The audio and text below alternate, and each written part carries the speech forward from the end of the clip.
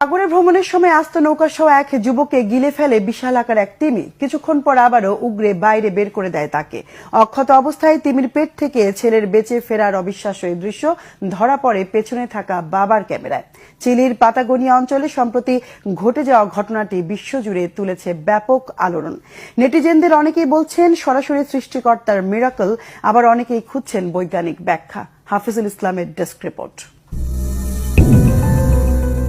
বাবার সাথে কায়াক নিয়ে সাগরে নেমেছিলেন ভেনেজুয়েলার যুবক আদ্রিয়ান। হঠাৎ করেই আস্ত নৌকা সহ তাকে গিলে ফেলে বিশালাকার এক তিমি। কিছু বুঝে ওঠার আগেই ঢুকে পড়েন মাছের হা করা মুখে। কিন্তু কয়েক মুহূর্ত পরেই 23 বছর বয়সী যুবককে বমি করে বাইরে বের করে দেয় তিমিটি। পিলে চমকানো অবিশ্বাস্য এই ঘটনা একটু দূরে আরেকটি কায়াক থেকে ক্যামেরায় ধারণ করেন আদ্রিয়ানের বাবা।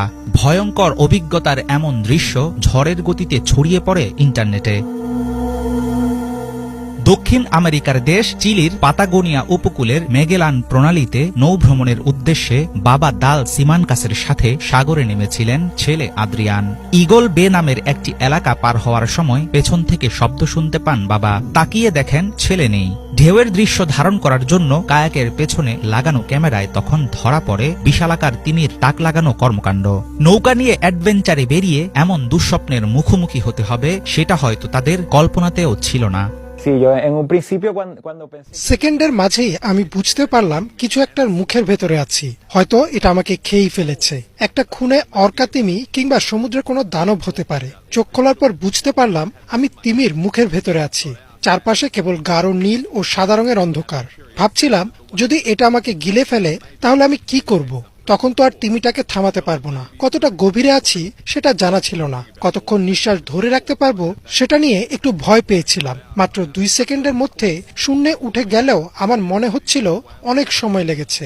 আমি বুঝতে পারি তিমিটা আসলে আমাকে খেয়ে ফেলেনি।